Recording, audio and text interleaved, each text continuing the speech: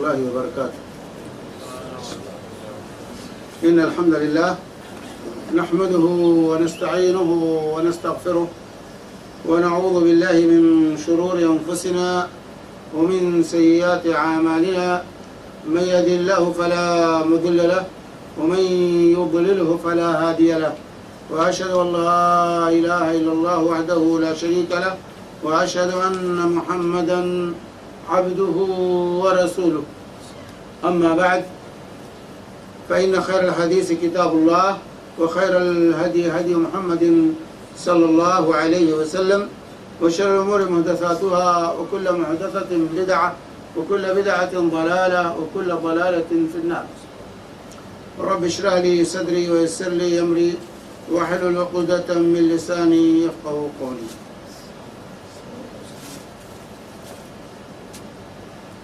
اسلامی بھائیوں اور بہنوں، اس سے قبل ہمارا سلسلہ درس کا نماز کے احکام اور مسائل سے متعلق تھا، اور اللہ کے فضل سے آپ لوگوں نے اس درس میں مستقل حاضری دی اور استفادہ کرنے کی کوشش کی۔ اللہ تبارک و تعالی اسے قبول فرمائے۔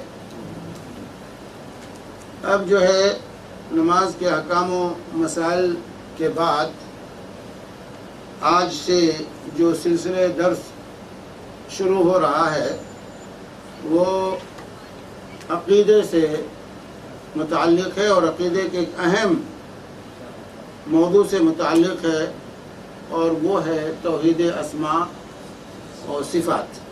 توحید اسماء و صفات سے متعلق یہ درس انشاءاللہ ہم شروع کرنے والے ہیں، جس کے اندر انشاءاللہ ہم اس دور حاضر کے اہم شخصیت اور امامت کے مقام کو پہنچی ہوئی یہ شخصیت تھی شیخ محمد صالح العثیمین، محمد بن صالح العثیمین رحمہ اللہ کی۔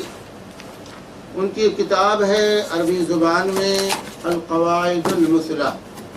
القواعد المثلی ان کی کتاب ہے۔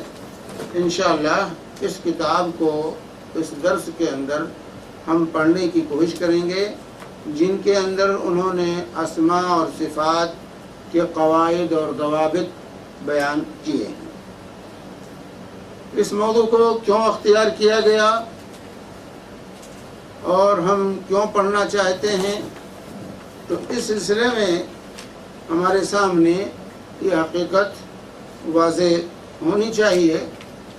اولاً تو اس موضوع کی اہمیت اور اس کے ثمرات اور برکات جو ہیں اور اس کے جو فوائد ہیں، اس کا تقاضا یہ ہے کہ اس موضوع کو ہم سمجھیں۔ عام طور سے جو گمراہی اور ضلالت عقیدے میں پیدا ہوئی، اس موضوع کو نہ سمجھنے کی وجہ سے ہوئی، اور اگر آپ عقیدے کی تاریخ کو پڑھیں تو آپ دیکھیں گے کس طریقے سے لوگ اس سلسلے میں گمراہی کا شکار ہوئے ہیں۔ اس لیے ہم نے اس موضوع کو منتخب کیا ہے، جو اہم ترین موضوع ہے، اور اس کو ہم پڑھنے کی کوشش کریں گے اس درس کے اندر۔ اور کتاب بالکل مختصر ہے، کوئی موٹی کتاب نہیں ہے، تو انشاءاللہ جو ہے اس میں وقت بھی زیادہ نہیں لگے گا۔ لیکن قبل اس کے کہ اس کتاب کو ہم شروع کریں، کچھ مقدمات ہیں جس کو اس کتاب کو شروع کرنے سے پہلے سمجھنا اور پڑھنا ضروری ہے۔ اس سلسلے میں پہلی چیز کہ گمراہی کا آغاز امت میں کیسے ہوا۔ ضلالت اور گمراہی کا آغاز امت مسلمہ میں کیسے ہوا، کہاں سے یہ شروع ہوا، اس پر ایک سرسری نظر ہم آج ڈالیں گے۔ تو گمراہی کا آغاز، جیسا کہ شہرستانی نے الملل والنحل کے اندر ذکر کیا ہے کہ ابتدا ہی سے جب انسان کی تخلیق ہوئی اور سیدنا آدم علیہ السلام کے سجدے کا جب رب کائنات نے ملائکہ کو حکم دیا تو اس وقت ابلیس نے جو منطق اختیار کی وہ منطق اصل سبب رہی ہے جو ہے گمراہی اور ضلالت. رب کائنات نے حکم دیا، ملائکہ نے بلا چوں و چرا اس حکم کو مان لیا، لیکن ابلیس نے اس کو ماننے سے انکار کیا اور اس نے اپنی عقل کو فرمان الہی کے مقابلے میں دخل دیا، عقل کو استعمال کیا اللہ کے فرمان کے مقابلے میں، اور وہیں سے گمراہی کا آغاز ہوا. کہا خلقتنی من نار وخلقتہ من طین، اللہ تو نے مجھے آگ سے بنایا ہے اور آدم کو مٹی سے بنایا ہے، اب آگ کیسے مٹی کے سامنے جھکے؟ آگ کو نہیں جھکنا چاہیے مٹی کے سامنے، آگ کی فطرت میں جو ہے اوپر اٹھنا ہے، مٹی کی فطرت میں نیچے بیٹھنا ہے. تو یہاں اصل سبب جتنی گمراہیاں آئیں یہ انہی سے آغاز ہوا گمراہیوں کا. یہ ابلیسی فکر جو ہے یہ اثر انداز ہوا ہے دلالت اور گمراہی اور بدعقیدگی کو پھیلانے کے لیے. تو چنانچہ اس امت میں بھی جو گمراہی کا آغاز ہوا، سب سے پہلے جس کی بنیاد اور اساس پڑی، جس کو جو ہے صحیح بخاری کی جو روایت ہے کہ اللہ کے رسول صلی اللہ علیہ وسلم کے پاس مال آیا. اللہ کے نبی صلی اللہ علیہ وسلم کے پاس جو مال آتا تھا، مال غنیمت ہو یا مال فیح ہو، اس کو اللہ کے رسول صلی اللہ علیہ وسلم امت میں تقسیم کر دیا تھا. کوئی چیز بچا کے آپ نہیں رکھتے تھے. اللہ کے نبی صلی اللہ علیہ وسلم مال تقسیم کر رہے تھے، اتنے میں ایک شخص ذوالخویصرہ تمیمی نام کا ایک شخص آیا اور اللہ کے رسول صلی اللہ علیہ وسلم سے کہا اعدل یا محمد، اے محمد عدل سے کام لے. آپ نے اس میں عدل نہیں کیا، یعنی عدل سے تقسیم، انصاف کے ساتھ آپ نے مال کو تقسیم نہیں کیا ہے، آپ عدل سے کام لیجیے. اللہ کے رسول صلی اللہ علیہ وسلم نے اس کے اس گستاخی کے جواب میں کیا کہا؟ ان لم عادل فمن یعدل، اگر میں عدل نہیں کروں گا تو کون عدل کرے گا؟ اگر میں عدل نہیں کروں گا تو کون عدل کرے گا؟ بہرحال صحابہ کو اس کے اس طرز عمل پر غصہ آیا اور حضرت عمر بن خطاب رضی اللہ تعالی عنہ نے اللہ کے رسول صلی اللہ علیہ وسلم سے اجازت طلب کی کہ آپ اجازت دیں تو اس منافق کی گردن کو میں قلم کر دوں. کیسے اس کو یہ جرأت ہوئی یہ کہنے کی؟ تو اللہ کے حبیب صلی اللہ علیہ وسلم نے کہا کہ چھوڑو، جانے دو اس کو، آپ رحمت للعالمین تھے. اس کی اس گستاخی کو نظر انداز کر دیا. اور پھر اللہ کے نبی صلی اللہ علیہ وسلم نے اسی موقع پر کہا تھا کہ اس کی نسل سے ایسے لوگ اللہ تعالیٰ پیدا کرے گا جن کی نماز کے سامنے تم اپنی نماز کو حقیر سمجھو گے. قرآن پڑھیں گے لیکن ان کے حلق سے نیچے وہ اترے گا نہیں، اور اسلام سے ایمان سے ایسے ہی نکل جائیں گے جیسے تیر شکار سے نکل جائے. تو وہاں سے اصل گمراہی اور دلالت کا آغاز اس امت میں یہ بنیاد پڑی، یہ اساس اور بنیاد پڑی دلالت اور گمراہی کی. اور چنانچہ پھر خوارج کا فرقہ پیدا ہوا اور حضرت عثمان کے خلاف جو ہے خروج کیا گیا. پھر حضرت علی رضی اللہ تعالی عنہ کے زمانے میں جو ہے سبائیوں نے جو فتنہ شروع کیا حضرت عثمان کے خلاف.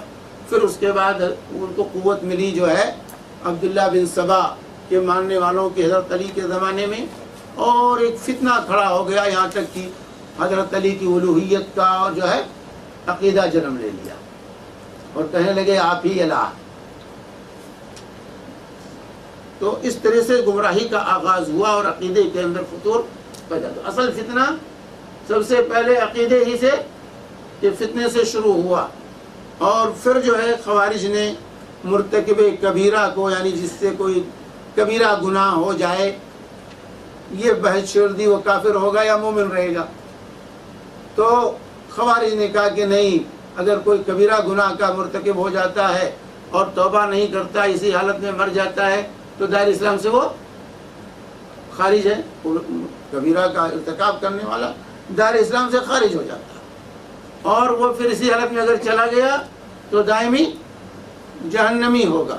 یہ فتنہ شروع ہوا، اور اس طریقے سے جو ہے مسلمانوں میں تکفیر کی ہوا چلی، تکفیر کی، دوسرے کو کافر بنانے کی ہوا چلی. کہ معمولی باتوں پر جو ہے لوگوں کو کفر کے فتوے لوگ جڑنے لگے، اور خوارج نے اس طریقے سے صحابہ کی تکفیر کی. حضرت علی کی بھی تکفیر کی، حضرت عثمان کی تکفیر کی، حضرت معاویہ کی، حضرت عمر بن عاص کی، اور اس طریقے سے جو ہے کفر کے فتوے جڑے جانے لگے. یہ فتنہ شروع ہوا. اس کے بعد یہ فتنہ تھا ہی، دوسرا فتنہ شروع ہوا جو ہے، آگے ترقی ہوئی تو دوسرا فتنہ لوگوں نے شروع کیا تقدیر کے انکار کا. تقدیر، قضاء و قدر جو ایمان کا ایک بنیادی رکن ہے، اس کے منکرین پیدا ہوئے اور کہا نہیں جو ہے تقدیر کوئی چیز نہیں ہے، اللہ نے کوئی چیز لکھ رکھی نہیں ہے. لکھنے کا بھی انکار کیا، حتیٰ کہ یہاں تک کہ مبالغہ ہوا اللہ کے علم کا بھی انکار کر دیا کہ جب تک بندہ کوئی کام کر نہیں لیتا ہے اللہ کو پہلے سے اس کی خبر بھی نہیں. تو تقدیر کا انکار، علم الہی کا انکار، اللہ کے علم کا، کیونکہ تقدیر نام ہی اللہ کے علم کا، اللہ کے علم اور احاطے کا نام جو ہے تقدیر ہے. تو اللہ کے علم کا ان لوگوں نے انکار کر دیا، اور یہ صحابہ کے آخری دور میں یہ فتنہ جو ہے قضاء و قدر کے انکار کا، بدعت کا جو ہے آغاز ہوا. اس کے بعد پھر اور آگے کارروائی پہنچی فتنے کی، تو مرجیہ کا، ارجاء کا فتنہ پیدا. ارجاء یعنی عمل کو ایمان سے پیچھے ڈھکیل دینا. ارجاء کا مطلب ہے عمل کو ایمان سے الگ کر دینا، الگ ڈھکیل دینا. تو ارجاء کا فتنہ پیدا ہوا، اور یہ کہنے لگے لوگ کہ جس طریقے سے کافر کی کوئی نیکی فائدہ مند نہیں ہوتی، کافر کوئی اچھا کام کرے تو اس کا کوئی فائدہ ہونے والا نہیں ہے، کافر کافر ہے، اس کے تمام اعمال اکارت اور برباد ہیں. اسی طریقے سے اگر کوئی جو ہے ایمان لانے کے بعد گناہ کا ارتکاب کرے، بالکل خوارج کے اپوزٹ، خوارج کے بالکل مقابل میں یہ فتنہ پیدا ہوا کہ جو ہے اگر کوئی شخص ایمان لانے کے بعد گناہ کا ارتکاب کرتا تو اس کا کوئی نقصان نہیں. خوارج نے کہا کافر ہو جاتا ہے، یہ لوگ اس کے اپوزٹ میں آئے اور کہہ دیا کہ اس سے کوئی نقصان نہیں ہوتا، کوئی معصیت سے، گناہ سے کوئی نقصان پہنچنے والا نہیں ہے، ایمان ہے، تصدیق ہے، خلاص وہ پکا مومن ہے، پکا مومن ہے، اسے کوئی نقصان پہنچنے والا نہیں ہے. اب اس کے بعد ایک تیسرا جو ہے فتنہ شروع ہوا، اور وہ فتنہ معتزلہ نے پیدا کیا کہ جو ہے دیکھو، جو خوارج نے کیا کہا تھا کہ وہ مومن نہیں رہتا، کافر ہو جاتا ہے، اور پھر دائمی جہنمی ہوتا ہے، گناہ کبیرہ کا ارتکاب کرنے والا، کر لینے والا، جو زانی ہے، شرابی ہے، جھوٹ بولنے والا ہے، غیبت کی کبیرہ کبائر ہے، ان کا اگر کسی نے ارتکاب کر لیا اور جو ہے توبہ نہیں کیا تو اس کے ارتکاب سے وہ کافر ہو گیا، اور توبہ نہیں کیا تو اسی حالت میں مر گیا تو دائمی جہنم میں رہے گا. معتزلہ ہے، انہوں نے کہا نہیں، دیکھو ارجاء اور جو ہے قدریہ جو ہے خوارج کے درمیان والا راستہ انہوں نے نکالا. کہا نہ وہ مومن ہے نہ کافر، نہ اس کو مومن کہیں گے اور نہ اس کو کافر کہیں گے، اور اسی حالت میں اگر مر گیا تو ہمیشہ وہ جہنم میں رہے گا. نتیجے میں وہی رہے گا، جہنمی ہی ہوگا، لیکن دنیا میں جو ہے نہ اس کو مومن کہیں گے نہ کافر کہیں گے. کبیرہ گناہ کا ارتکاب کر لیا تو نہ اس کو مومن کہیں گے نہ کافر کہیں گے. اس کے ساتھ یہ فتنہ شروع ہوا. اس کے بعد دیکھیے ترقی، فتنہ جب شروع ہوتا ہے تو انسان جب نصوص شریعت کے مقابلے میں اپنے عقل کو دخل دیتا ہے اور صرف عقل پر اعتماد کرتا ہے تو کارروائی کہاں تک آگے بڑھتی. یہ اس سے بڑھ کر فتنہ پیدا ہوا کہ جو ہے اللہ کی ذات اور صفات پر لوگوں نے چوٹ کرنا شروع کر دیا. اور جہم بن صفوان ایک شخص پیدا ہوا اور اس نے اللہ کے اسماء اور صفات کا انکار ہی شروع کر دیا. اللہ کے اسماء اور صفات کا، اللہ کے ناموں کا، اللہ کی صفتوں کا اس شخص نے جو ہے انکار کر دیا. اور یہاں تک کہنے لگے لوگ کہ نہ ہم یہ کہیں گے اللہ موجود ہے اور نہ ہی کہیں گے معدوم. اللہ کے وجود کے بارے میں بھی فتنہ شروع ہو گیا اور کہا نہ ہم یہ کہیں گے کہ اللہ موجود ہے اور نہ یہ کہیں گے کہ اللہ غیر موجود، یعنی معدوم یعنی غیر موجود. تو اس طریقے سے یہ فتنہ جو ہے پیدا ہوا جہمیہ کا اللہ کی ذات اور صفات کے سلسلے میں. تو اللہ کے ناموں کا بھی انکار اور اللہ کی صفتوں کا بھی ان لوگوں نے انکار کیا. اس کے بعد پھر جو ہے کچھ لوگ پیدا ہوئے اور انہوں نے کہا ٹھیک ہے اللہ کے نام تو ہیں، نام کو ہم مانتے ہیں، اللہ ہے، الرحمن ہے، رحیم ہے، غفور ہے، قہار ہے، جبار ہے، سمیع ہے، بصیر ہے. نام تو مانتے ہیں، نام ہیں، لیکن تمام نام کا جو ہے ایک ہی مدلول ہے اور جو ہے ناموں میں کے بدلنے سے کوئی معنی میں فرق نہیں آتا. ان ناموں کا جو ہے صفت کا ہم انکار کرتے ہیں.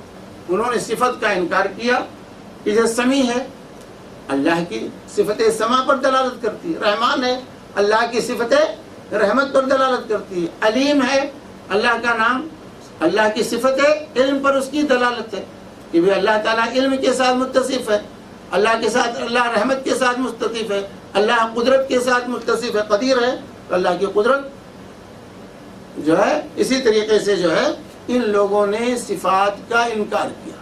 کہا کہ جہمیہ آئے تو انہوں نے نام کا بھی انکار کیا، صفت کا بھی انکار کیا.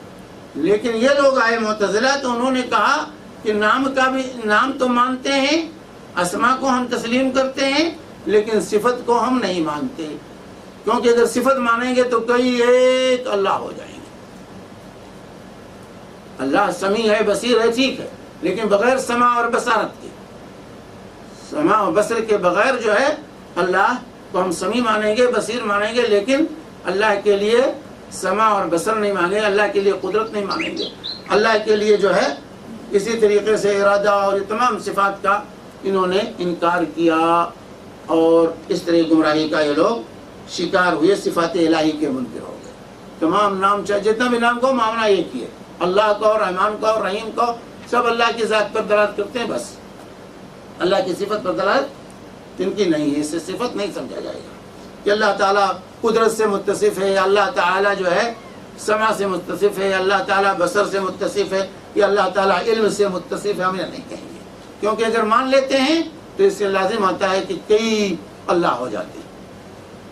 یعنی ایک شخص ہے، وہ جو ہے اس کی کئی صفات ہوتی ہیں لیکن شخص ایک ہوتا ہے. صفات کے بدلنے سے شخصیت نہیں بدل جاتی، اس میں تعدد لازم نہیں آتا. ایک شخص جو ہے لکھتا بھی ہے، پڑھتا بھی ہے، بولتا بھی ہے، سنتا بھی ہے، دیکھتا بھی ہے، یہ سب صفات ہیں انسان کی. خطیب بھی ہوتا ہے، جو ہے تصنیف بھی کرتا ہے، مہندس بھی ہوتا ہے، ڈاکٹر بھی ہوتا ہے، یہ سب صفات ہیں. اس کی وجہ سے بدلتا نہیں. لیکن ان لوگوں نے کہا کہ نہیں، اگر صفات مانیں گے اللہ کے لیے تو کئی اللہ ہو جائیں گے، اللہ کی توحید میں فرق آ جائے گا، اس لیے ہم صفات کو تسلیم اللہ کے لیے نہیں کر سکتے.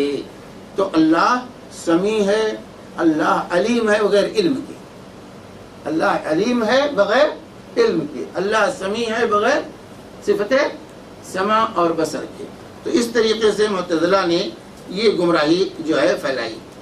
اس کے بعد کچھ لوگ آئے تو انہوں نے، جہاں ان لوگوں نے جو ہے صفات کا، اسماء کا انکار جو پیدا ہوا، تو کچھ لوگ پیدا ہوئے، انہوں نے کہا نہیں، اللہ بالکل ہماری طرح. اللہ کے صفات کو مانا انہوں نے، لیکن اللہ کے صفات کو کہا ہماری طرح. نعوذ باللہ ثم نعوذ باللہ، مخلوق سے تشبیہ دے دی. مخلوق سے جو ہے اللہ کو تشبیہ، مبالغہ اتنا کیا ثابت کرنے میں اللہ کے اسماء و صفات کو کہ اللہ رب العالمین کو مخلوق کے مشابہ قرار دے دیا. یہ اس گمراہی کا لوگ شکار ہوئے اور جو ہے تشبیہ سے کے قائل ہو گئے. اس کے بعد پھر جو ہے کچھ لوگ آئے جنہوں نے جو ہے کہا کہ نہیں، کچھ صفات کو تو اللہ کے لیے ہم مانیں گے، لیکن کچھ صفات، ایک طرف کے منکرین تھے صفات کے اسماء کے، دوسری طرف تشبیہ دینے والے تھے مخلوق کے بالکل مشابہ. تو انہوں نے کہا ہم بین کا راستہ اختیار کریں گے، ہم بین کا درمیانی راستہ ہم اختیار کریں گے. تو کچھ صفات کو تو مانیں گے، وہ 7 صفتوں کو انہوں نے تسلیم کیا اللہ تبارک و تعالیٰ کے لیے، اور باقی صفات کی تعویل کی، جن کو کلابیہ کہا گیا. جو ہے ابو محمد عبداللہ بن سعید جو ہے بن کلاب جو ہے اس کی طرف نسبت ہوئی، اور انہوں نے بین کا راستہ اختیار کیا.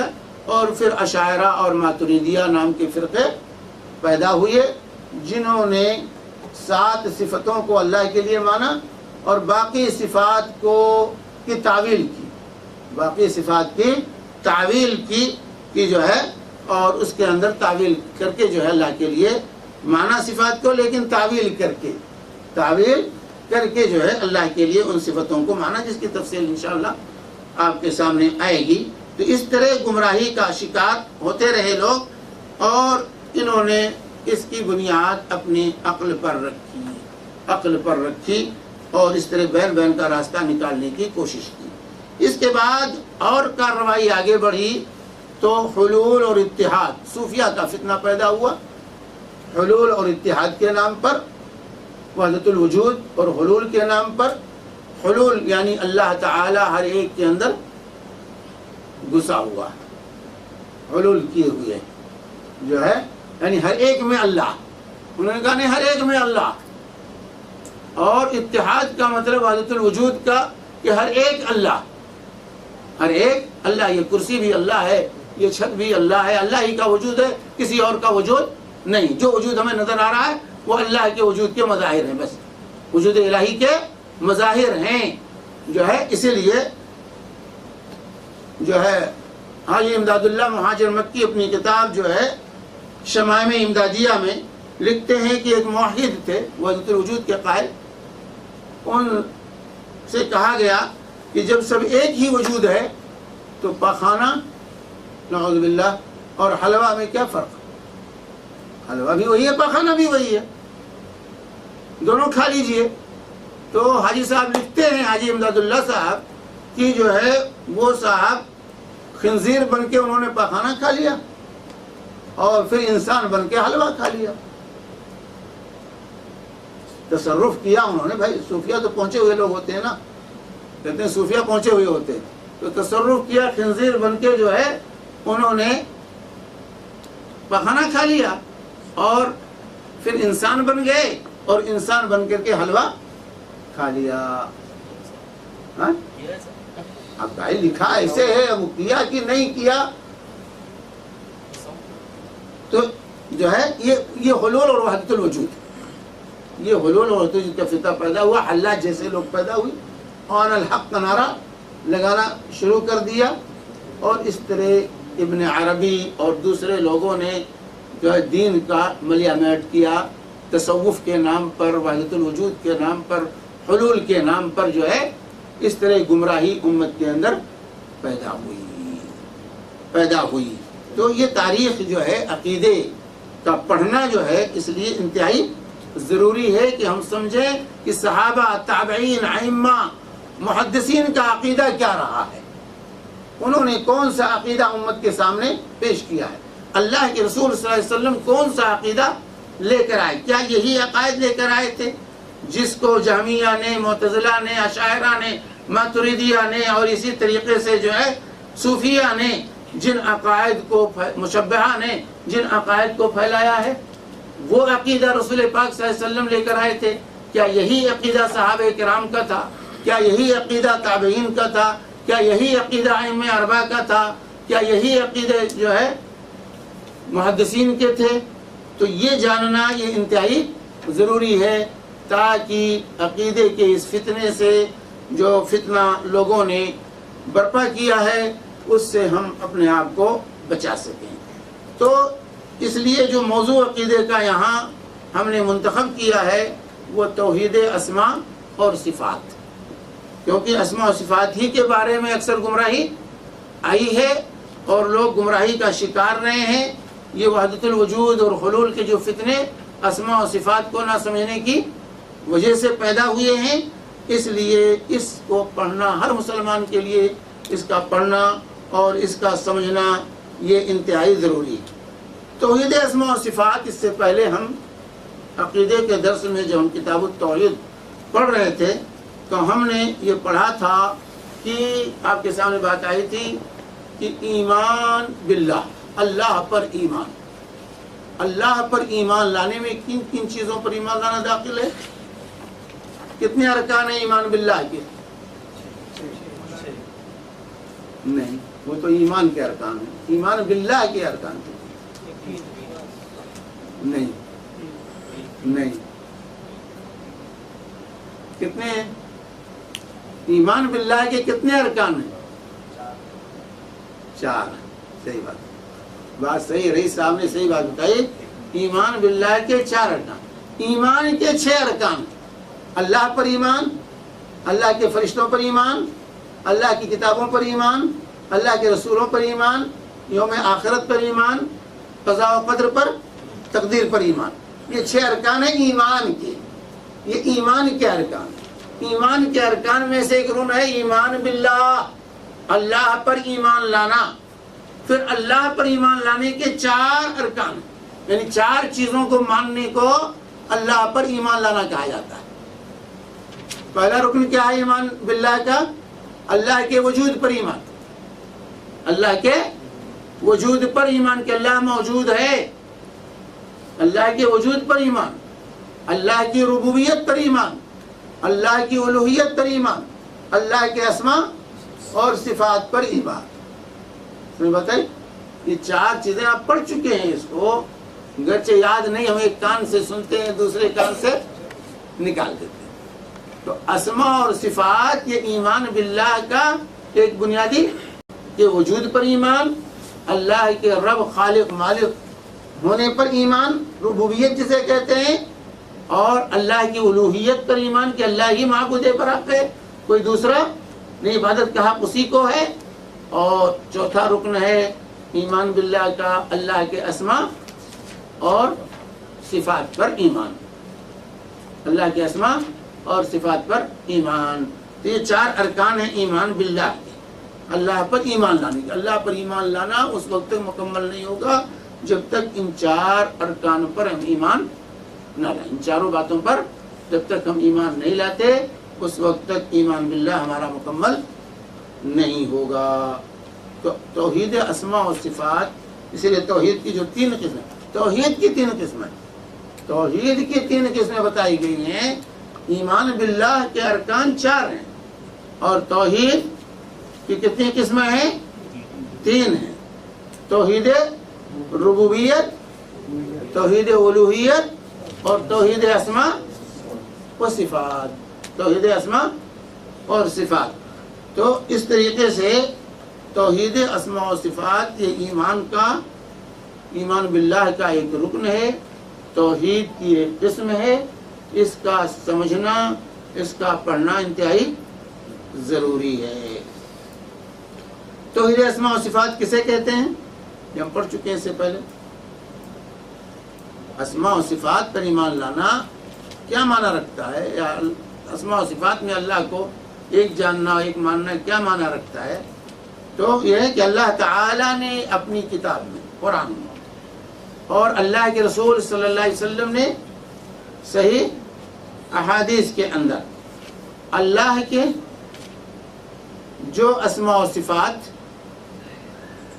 جو ہے اس بات یا نفی کی شکل میں، یعنی ثابت کیا ہے یا اس کی نفی کی گئی ہے کہ اللہ ایسا نہیں ہے یا اللہ کی یہ صفت نہیں ہے، تو چاہے اس بات میں ہو اللہ کے لیے ثابت کیا گیا ہو یا اللہ سے اس کی نفی کی گئی ہو کہ اللہ ایسا نہیں ہے، اس کو جو ہے پر ایمان لانا، جیسا کہ اللہ کی عظمت اور جلال کی شایان شان ہے، جیسا کہ اللہ کے لائق ہے، زیبا ہے اللہ کو، اس طریقے سے ان تمام اسما پر، ان تمام صفتوں پر، اسماء یعنی اسم کی جمع نام، ان تمام ناموں پر، ان تمام صفتوں پر جو اللہ کی کتاب میں، اللہ کے نبی صلی اللہ علیہ وسلم کی سنت میں، حدیث کے اندر چاہے جو ہے اس بات یا نفی کی شکل میں بیان ہوئے ہیں، ان تمام پر ہمارا ایمان ہو، ان کا نہ انکار کریں، نہ اس میں تعریف کریں، نہ اسے مخلوق سے مشابہ تمثیل کریں، مخلوق سے تشبیہ دیں، اس پر ایمان لانا اور اس میں اللہ رب العالمین کو یکتا اور تنہا تسلیم کرنا، اس کو کہتے ہیں اسماء اور صفات پر ایمان لانا یا توحید اسماء اور صفات، کہ اللہ کی کتاب میں، اللہ کے نبی صلی اللہ علیہ وسلم کی سنت میں، اللہ اور رسول نے جو اسماء اور صفات اللہ تعالیٰ کے ذکر کیے ہیں، چاہے اس بات کی شکل میں ہو یا نفی کی شکل میں ہو، جیسے لا تأخذہ سنۃ ولا نوم، اللہ کو نہ نیند آتی ہے نہ اونگ آتی ہے، سمجھے؟ یہ بھی اللہ کی نفی، جیسے سے صفت ہوئی اللہ کی کہ اللہ نہ سوتا ہے، نہ اس کو اونگ آتی ہے، نہ نیند آتی ہے، جس پر بھی ایمان لانا، یہ بھی اللہ کی ایک صفت ہوئی نفی کی شکل میں، تو جو ہے ان تمام پر ہمارا ایمان ہوگا کہ اللہ رب العالمین کے لیے ثابت ہیں، جو ہے، اور اللہ تعالیٰ اس میں تنہا ہے، اس کا کوئی شریک، نہ اس کے ناموں میں اس کا کوئی شریک ہے اور نہ اس کی صفتوں میں کوئی اس کا شریک اور ساجد دار ہے۔ یہ مطلب ہے اسماء و صفات کی توحید، اسماء و صفات کی توحید کا، کہ نہ تو اس کا انکار ہو اور نہ ہی اس کے معنی میں تبدیلی پیدا کریں ہم، اور نہ ہی مخلوق سے اس کو تشبیہ دیں، اس کا جو عربی زبان میں معنی ہے اسی معنی میں ان صفتوں کو ہم اللہ رب العالمین کے لیے تسلیم کریں جو اللہ کی کتاب میں، اللہ کے رسول صلی اللہ علیہ وسلم کی سنت میں مذکور ہے۔ تو چونکہ اسماء و صفات یہ ایمان باللہ کا ایک رکن ہے، داخل ہے اس میں، تو جب تک بندہ اللہ کے اسماء و صفات پر ایمان نہیں لاتا، اس کا اللہ پر ایمان لانا درست نہیں ہوگا۔ اسی طرح اسماء و صفات پر کی معرفت جو ہے کہ بغیر اللہ کی معرفت، بھائی کسی کو کیسے پہچانا جاتا ہے؟ اس کا نام پوچھتے ہیں، وہ کیا کام کرتا ہے، کہاں رہتا ہے، کیسا ہے، اس کی شکل کیا ہے، اس کی صورت کیا ہے، یعنی اس کی صفات۔ کسی کا تعارف جو ہوتا ہے اس کے نام سے، اس کے اوصاف سے ہوتا ہے۔ تو اللہ رب العالمین کی معرفت حاصل کرنے کے لیے اس کے ناموں اور صفتوں کو جاننا یہ ضروری ہے، اس کے بغیر اللہ تبارک و تعالیٰ کی معرفت حاصل نہیں ہو سکتی۔ تو معرفت الہی کے لیے اللہ کے اسماء اور صفات کا جاننا یہ ضروری ہے، یہ ضروری ہے، اور یہ بھی اللہ رب العالمین کی عبادت ہے جس کے لیے اللہ تعالیٰ نے ہمیں اور آپ کو پیدا کیا، ہمیں اور آپ کو اللہ تبارک و تعالیٰ نے جس عبادت کے لیے پیدا کیا ہے، یہ اللہ کے اسماء و صفات کو سیکھنا اور اس کی معرفت حاصل کرنا، یہ اللہ تبارک و تعالیٰ کی عبادت ہے۔ اور اسی طریقے سے اسماء و صفات کی جو ہے اگر صحیح علم نہ ہو تو ان گمراہیوں سے ہم اپنے آپ کو بچا نہیں سکتے جن گمراہیوں کے لوگ شکار ہوئے، چاہے وہ جہمیہ ہوں، چاہے معتزلہ ہوں، چاہے دوسرے لوگ ہوں، جنہوں نے اللہ کے اسماء و صفات کے ساتھ کھیل کیا ہے اور منمانی اس کی جو ہے تفسیر بیان کی ہے۔ تو ان گمراہیوں سے اپنے آپ کو بچانے کے لیے ضروری ہے کہ اسماء و صفات کا صحیح علم ہمیں ہو، اللہ کے ناموں کو ہم جانیں اور اس کی صفتوں کو ہم پہچانیں. اور جو ہے اسی طریقے سے جو لوگ اللہ کے اسماء و صفات کے ساتھ جو ہے کہ وہی تو اللہ تعالیٰ نے سنا یہ قرآن میں، جو اللہ کے اسماء و صفات کو صحیح طریقے سے نہیں تسلیم کرتے ہیں، اس کے اندر منمانی کرتے ہیں، ان کے لیے وعید ہے. جو اللہ تعالیٰ کے ارشاد ہے وَلِلَّهِ الْأَسْمَاءُ الْحُسْنَى فَادْعُوهُ بِهَا وَلِلَّهِ الْأَسْمَاءُ الْحُسْنَى فَادْعُوهُ بِهَا وَذَرُوا الَّذِينَ يُلْحِدُونَ فِي أَسْمَائِهِ سَيُجْزَوْنَ مَا كَانُوا يَعْمَلُونَ.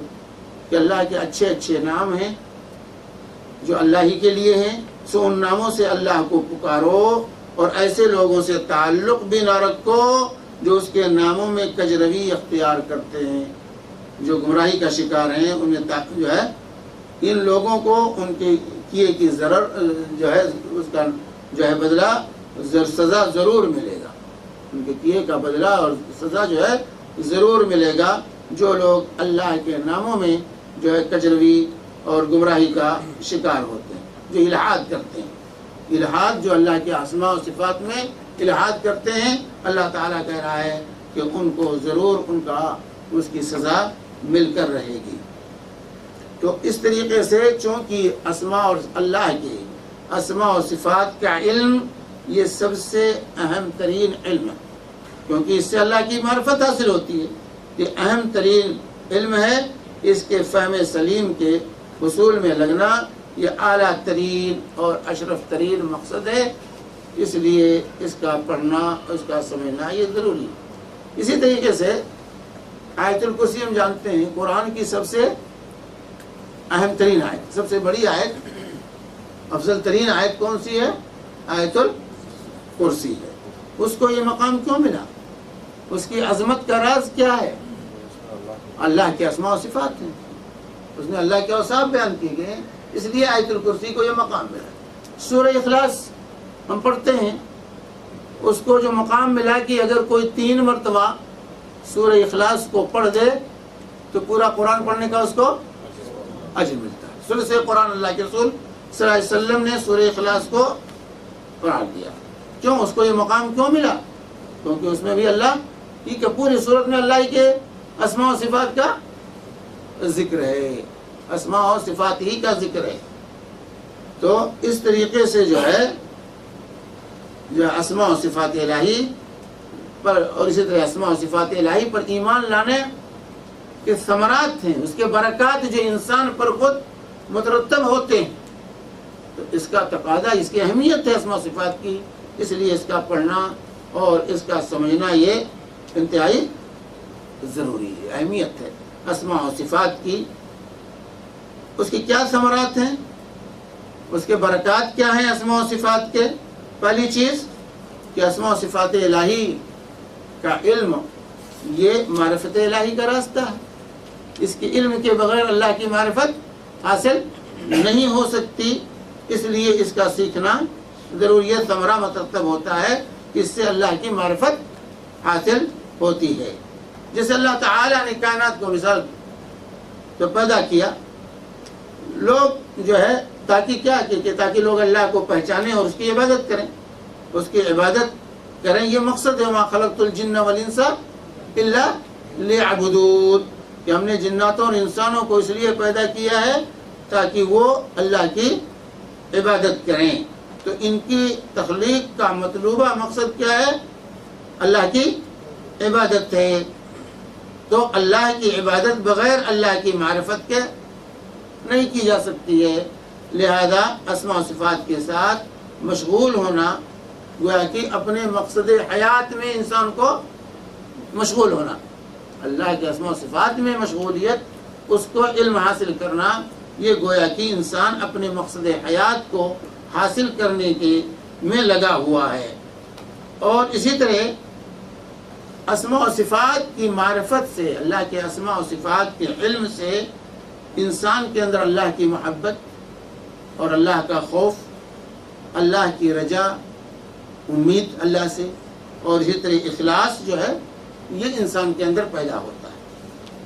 اور یہ جو ہے بہت بڑی سعادت ہے بندے کے لیے کہ جو ہے اور بغیر اللہ رب العالمین کی معرفت کے یہ حاصل نہیں ہو سکتا اگر بندے کو یہ جب تک اللہ کے ناموں کا، اللہ کی صفتوں کا پتہ نہ ہو تو اللہ کی محبت، اللہ کا خوف، اللہ کی محبت جو انسان یہ ہے کہ اللہ تبارک و تعالی رحمان ہے، رحیم ہے، اللہ شکور ہے، اللہ غفور ہے، تو یہ جب ان صفتوں کا اس کو علم ہوگا تو اللہ کی محبت اس کے اندر، اللہ ودود ہے، اللہ کی نام ہے ودود، اللہ ودود ہے، محبت اس کی صفت ہے، اس سے بندے کے اندر اللہ کی محبت پیدا ہوتی ہے۔ اللہ تعالی عظیم ہے، عظیم اللہ کے اسماء میں سے، عظمت کا حامل ہے اللہ تبارک، عظمت اس کی صفت ہے، تو اس سے اللہ کا خوف اور جو ہے انسان کے اندر جنم لیتا ہے، اور پھر جو ہے اسی طریقے سے اللہ تبارک و تعالی غفور الرحیم ہے، غفور ہے، رحیم ہے، اس کی وجہ سے امیدیں وابستہ ہوتی ہیں کہ اللہ بخشتا ہے، گناہ کرنے کے باوجود انسان نا امید نہیں ہوتا بلکہ اللہ کی امید اس کے اندر پیدا ہوتی ہے کہ بھئی اللہ تعالیٰ غفور ہے، مغفرت کرتا ہے، تو اس سے امید وابستہ ہوتی ہے اللہ تبارک و تعالیٰ سے جو ہے انسان کے اندر، اور جو ہے پھر اخلاص پیدا ہوتا ہے۔ اسی طریقے سے اسماء اور صفات کے علم کا فائدہ یہ ہے کہ انسان کے نفس کی اصلاح ہوتی ہے، تزکیہ نفس کے لیے، نفس کی اصلاح کے لیے، کیونکہ انسان جو ہے شریعت الہی کا مقصد کیا ہے؟ تاکہ انسان کی اصلاح کی جائے، انسان کا تزکیہ کیا جائے، اس کی اصلاح کی جائے، تو اس اصلاح کے لیے اللہ کے اسماء و صفات کا علم ہونا ضروری ہے۔ اس کا ثمرہ جو ہے تزکیہ نفس کی شکل میں جو ہے نمایاں ہوتا ہے، اور جو ہے اس کے بغیر جو ہے انسان کے نفس کی اصلاح نہیں ہو سکتی ہے، کیونکہ اس سے اس کے اندر امید کی کرن پھوٹتی ہے، اور ایسی صورت میں اسے ثابت قدمی اور استقلال جو ہے اور صبر جو ہے انسان کے اندر پیدا ہوتا ہے، جب بندے کو یہ معلوم ہو جائے کہ اللہ تبارک و تعالی جو ہے اپنے بندوں کو چاہتا ہے، اپنے بندوں پر کرم فرما ہے، اپنے بندوں سے اللہ تبارک و تعالی جو ہے دور نہیں ہے، اللہ بہت قریب ہے اپنے بندوں کے، اللہ تعالی جو ہے دعاؤں کو قبول کرتا ہے، قبول کرنا یہ اللہ کی صفت ہے۔ جب یہ معلوم ہو جائے تو بندہ کبھی نا امیدی کا شکار نہیں ہوگا، اس کے اندر امیدیں وابستہ ہوتی ہیں اللہ تعالیٰ سے، اور پھر جو ہے وہ اللہ اسی طرح سے اللہ کے جو ہے وہ اسماء جو اللہ کی تعظیم اور اجلال پر دلالت کرتے ہیں، اور اسی طریقے سے وہ اسماء جو اللہ کے جمال، احسان اور رحمت کے وجود پر دلالت کرتے ہیں، تو ان تمام ناموں کا، ان صفتوں کا بندے کی زندگی پر اثر ہوتا ہے، اور وہ پھر بندہ جو ہے اپنے اندر اللہ کا حمد و اللہ کا شکر کے جذبات اس کے اندر پیدا ہوتے ہیں، اور پھر اللہ سے وہ قریب ہوتا ہے۔ اسی طریقے سے ان تمام اسماء پر اگر غور کر جائیے تو اس سے جو ہے انسان کے اندر یہ کیفیات جو ہے پیدا ہوتی ہیں، جیسے انسان کو معلوم ہو جائے کہ اللہ تعالی علیم ہے، اللہ بصیر ہے، اللہ سمیع ہے، اب یقین ہو جائے کہ اللہ سنتا ہے، اللہ دیکھتا ہے، اللہ ہماری ہر حرکت سے واقف ہے، تو پھر انسان برائی کے قریب کیوں جائے گا؟ اللہ کے اسماء کا صحیح تصور پیدا ہو جائے، ان صفتوں کا، اللہ تعالیٰ کے سمع کا، بصر کا، علم کا، احاطے کا، تو پھر ایسی صورت میں کہ اللہ تعالیٰ اس کا احاطہ کیے ہوئے کہ چاہے انسان خلوت میں ہو، جلوت میں ہو، تنہائی میں ہو یا مجمع عام میں ہو، وہ اللہ کا خوف اس کے اندر ہوگا، وہ برائی کے قریب نہیں جائے گا، وہ نیکیوں کا خوگر بنے گا۔ لیکن جب ان صفات کا صحیح تصور نہیں ہوتا ہے، یہ صفات ہماری نگاہوں سے جب اوجھل ہو جاتے ہیں، تب شیطان کو موقع ملتا ہے برائیوں کا راستہ ہمارے لیے کھولنے کا، جو دروازہ بند کر لو بھائی کوئی نہ دیکھے، دروازہ بند کر لو کوئی نہیں دیکھ رہا، کوئی بات نہیں، لیکن اس کی وجہ ہے کہ اللہ تعالیٰ یہاں بھی دیکھ رہا ہے۔ جیسے وہ خاتون حضرت عمر بن خطاب رضی اللہ تعالیٰ عنہ کے زمانے میں واقعہ آپ نے بارہ سنا ہے کہ ماں کہہ رہی بیٹی دودھ میں پانی ملا دو، بیٹی کہہ رہی اماں جان حضرت عمر نے اسے روک دیا ہے دودھ میں کوئی پانی ملا کر نہ بیچے، ماں کہتی ہے عمر تو سو رہے ہوں گے اپنے گھر میں، ان کو کیا خبر ہے کہ رات کی تنہائی میں کون پانی ملا رہا ہے۔ بیٹی کہتی ہے ماں جان حضرت عمر سو رہے ہیں، اللہ نہیں سو رہا، اللہ دیکھ رہا ہے کہ اس تنہائی میں ہم کیا کر رہے ہیں رات کی تنہائی میں، اللہ سے چھپ کے کہاں جائیں گے۔ تو اگر یہ اللہ کے ذات و صفات کا صحیح تصور پیدا ہو جائے تو پھر انسان جو ہے کامیاب ہے، دنیا میں بھی کامیاب ہے، آخرت میں بھی کامیاب ہے۔ بہرحال اس بچی نے ماں کی بات نہیں مانی، کہا ماں جان یہ نہیں ہو سکتا، اللہ کو کل ہم کیا جواب دیں، کیا میں دکھاؤں گی اللہ تعالیٰ کو۔ اسی طریقے سے انسان کے اندر عام طور سے نفس بشر کے اس نفس کے اندر جو ہے معصیت کے جذبات ابھرتے ہیں، امنگ پیدا ہوتی ہے کہ لاؤ برائی کریں، اور پھر جب اس کے پاس اللہ رب العالمین کی صفت سمع اور بصر کا، سمیع اور بصیر کا صحیح تصور اگر ہے تو یہ جذبات سرد پڑتے ہیں، ٹھنڈے پڑتے ہوئے اللہ دیکھ رہا ہے، اللہ تعالیٰ دیکھ رہا ہے، اللہ سن رہا ہے، تو پھر وہ اس کا ارتکاب نہیں کرتا۔ اسی طریقے سے انسان دوسروں کو جو نعمت ملی رہتی ہے اس کی طرف شوق پیدا ہوتا ہے، دوسرے کی چیز اچھی لگتی ہے، دوسرے کی چیز زیادہ اچھی لگتی ہے اپنی چیز سے، دوسرے کو جو نعمت، اسی لیے حسد پیدا ہوتا ہے۔ حسد تو یہیں سے پیدا ہوتا ہے کہ دوسروں کی چیزیں زیادہ اچھی لگتی ہیں۔ لوگ کہتے ہیں نا کہ دوسرے کی بیوی زیادہ خوبصورت نظر آتی ہے، اپنی بیوی کو ملکہ طرح وہ ہو، جمال ہو، پھر بھی وہ اچھی نہیں لگتی۔ تو یہ چیزیں فطری طور سے انسان کے اندر اس طرح کے جذبات جو ہے شیطان پیدا کرتا ہے، اس طرح کے جذبات پائے جاتے ہیں۔ کہ ان جذبات کی جیسے حسد اور اس طرح کی چیزیں پیدا ہوتی ہیں، تو اگر اللہ کی معرفت یہ معلوم ہو جائے کہ اللہ حکیم ہے، اللہ کا ایک نام ہے حکیم، اس کا ہر کام حکمت سے پر ہے، اگر اللہ کی حکمت پر ایمان ہو جائے انسان کو تو پھر حسد نہیں پیدا ہوگا۔ اللہ نے جس حالت میں ہمیں رکھا ہے اس میں کوئی حکمت ہے اللہ تعالیٰ،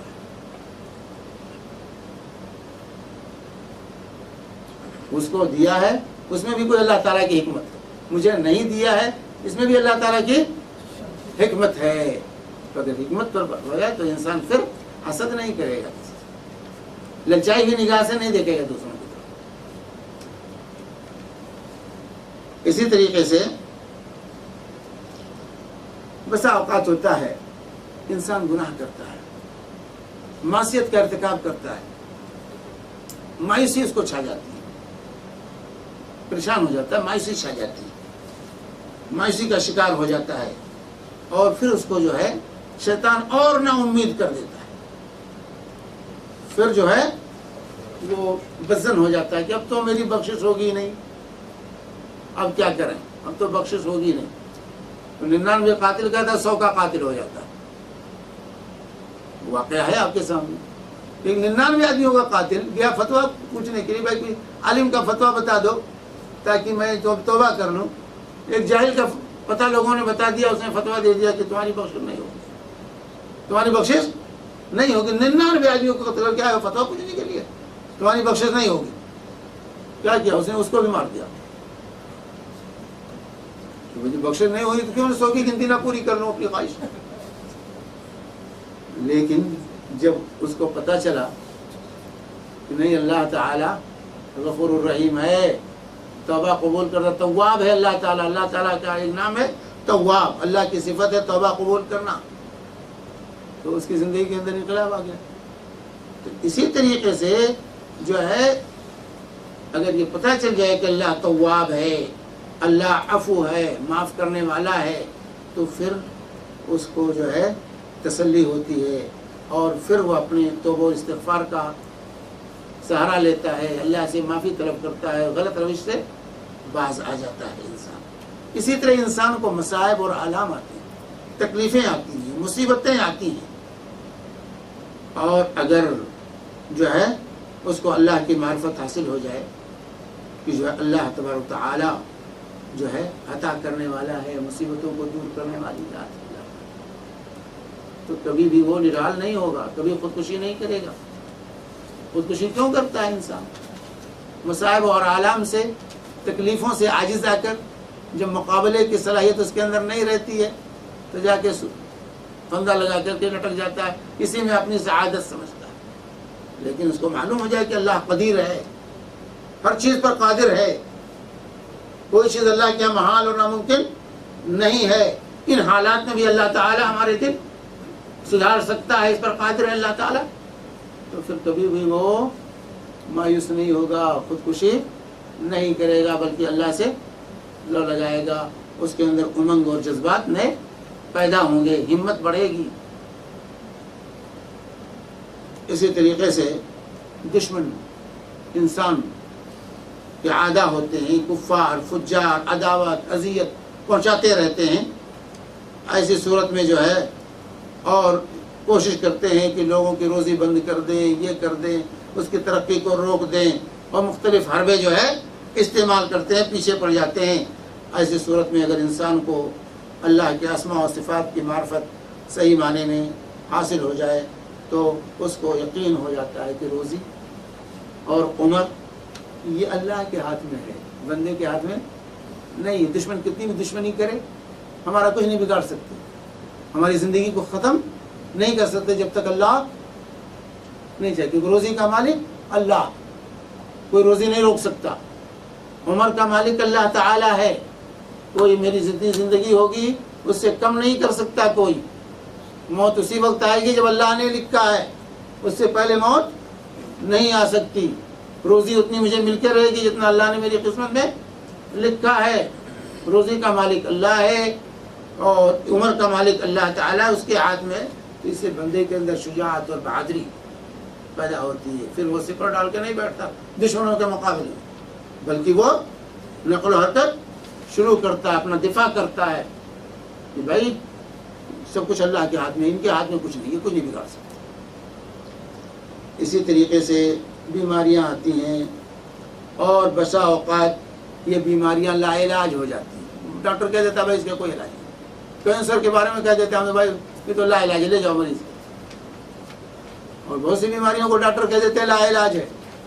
اب ایسی صورت میں انسان مایوسی میں گر جاتا ہے، مایوس ہو جاتا ہے۔ پھر کسی کو پتہ چل جائے آج کل کیا ہے، کسی کو پتہ چل جائے کہ اس کو کینسر ہے، خلاص اس کی آدھی زندگی ویسے ختم ہو جاتی ہے، بالکل نڈھال ہو جاتا ہے۔ سب کہتے ہیں بھائی اب کیا کریں، اب تو بس جانا ہی جانا۔ تو اگر اللہ پر اس کو، اللہ کے اسماء و صفات پر اس کو علم ہے تو وہ مایوسی کا شکار نہیں ہوتا۔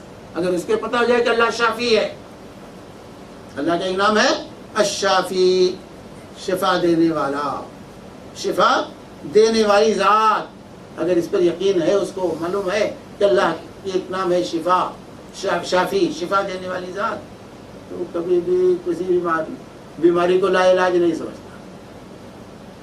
اللہ تعالیٰ ہر قدیر ہے، قادر ہے، اس بیماری کو بھی دور کر سکتا ہے۔ اللہ کے یہاں کوئی بیماری لا علاج نہیں ہے۔ تو یہ فائدہ ہوتا ہے، یہ ثمرات ہوتے ہیں اللہ کے اسماء اور صفات کے، اللہ کے اسماء اور صفات کو جاننے کے یہ جو ہے ثمرات ہیں اور برکات ہیں جو انسان کی زندگی پر مترتب ہوتے ہیں، اور انسان صحیح معنی میں انسان بن کر کے جو ہے زندگی گزارتا ہے۔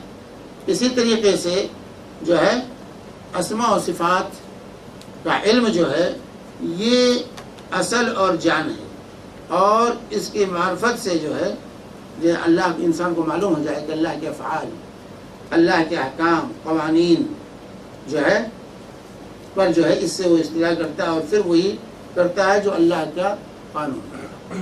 کہ اللہ رب العالمین نے جو احکام بتائے ہیں، جو قوانین مقرر کیے ہیں، جو شریعت نازل کی ہے، اس کے مطابق ہمیں عمل کرنا ہے، کیونکہ اللہ تعالی عادل ہے، منصف ہے، اللہ تعالی رحمت و حکمت سے متصف ہے، اس لیے اس نے جو احکامات ہمیں دیے ہیں اسی میں ہمارے لیے خیر، اسی میں ہمارے لیے دنیا اور آخرت کی بھلائی اور فلاح و بہبودی۔ تو اور پھر جس کے سامنے یہ دروازہ کھل جائے اسماء و صفات کی معرفت کا، تو اس کے لیے جو ہے توحید کا دروازہ کھل جاتا ہے، اور خالص توحید کو وہ اختیار کرتا ہے، اور اسی لیے اسماء و صفات کا علم انسان کو جنت کا راستہ فرماتے ہیں کہ للہ ان للہ 99 اسما، اللہ کے 99 نام ایسے ہیں، من احصاها دخل الجنہ، جو ان ناموں کا احصا کر لے وہ جنت میں داخل۔ تو اسماء و صفات کی معرفت اور اس کا علم انسان کو جنت میں پہنچاتا ہے۔ احصا کا کیا مطلب؟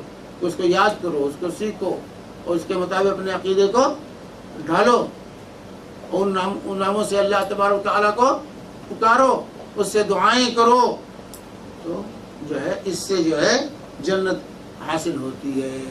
تو اسماء و صفات کا علم انسان کو جنت میں لے جانے کا سبب جو ہے بنتا ہے۔ اور اسی طریقے سے اسماء اور صفات کے علم سے ایمان میں تازگی اور ایمان میں اضافہ ہوتا ہے، ایمان میں اضافے کا سبب ہے۔ چنانچہ اللہ تعالیٰ کا ارشاد ہے والذین اہتدوا زادہم ہدی آتاہم تقواہم، کہ جو لوگ ہدایت یافتہ ہیں اللہ تعالیٰ انہیں ہدایت میں اور بڑھا دیتا ہے اور انہیں ان کا تقوی عطا فرماتا ہے۔ تو اس طریقے سے یہ ثمرات ہیں اور برکات ہیں اسماء اور صفات پر صحیح معنی میں اس کی معرفت حاصل کرنے کے، اس لیے اس کا سیکھنا اور سمجھنا یہ انتہائی ضروری ہے، اور اسی لیے اس موضوع کا ہم نے انتخاب کیا ہے، اور انشاءاللہ آئندہ کے دروس میں اس کے اصول اور ضابطے ہم پڑھیں گے کہ اسماء و صفات پر کیسے ایمان رکھا جاتا ہے اور ان کا کیا مطلب ہے، اور جو ہے اس پر ایک مومن کو کیسے یقین اور ایمان رکھنا چاہیے۔ انشاءاللہ آئندہ ہم پڑھیں گے۔ اللہ تبارک و تعالی ہم سب کو اس کی توفیق عطا فرمائے۔ تو انشاءاللہ آپ حضرات حاضر ہوئیے اور درس کے دوران غور سے سنیے، قلم کاغذ رکھیے، جو خاص چیزیں ہوں لکھ لیا کیجیے، اور اسی طریقے سے جو چیزیں سمجھ میں نہ آئیں اس کو درس ختم ہونے کے بعد کھل کر کے اس کو پوچھیے، جو بات سمجھ میں نہ آئے اس کو بعد میں پوچھنے کی کوشش کیجیے، کیونکہ جو ہے سوال یہ طریقہ ہے تعلیم کا، سوال و جواب یہ تعلیم کا طریقہ ہے۔ تو اس کے بعد آپ کھل کر کے سوال کیجیے، انشاءاللہ اس کا جواب آپ کو اس کے جوابات دینے کی کوشش کی جائے گی۔ وصلی اللہ علیہ نبینا محمد وعلی آلہ وصحبہ وسلم۔ کیا نام ہے اللہ کا؟ نہیں، خدا نہیں نام ہے، خدا نام رکھنا صحیح نہیں۔ ترجمے میں خدا بولا جاتا ہے، یہ ترجمہ کرنا تو بہت غلطی ہے، بہت بڑی غلطی ہے۔ یہ اللہ کا ترجمہ، لفظ جلالہ کا ترجمہ خدا سے کرنا یہ غلط ہے۔ ناموں کا ترجمہ نہیں ہوتا، نام کا ترجمہ نہیں کیا جاتا۔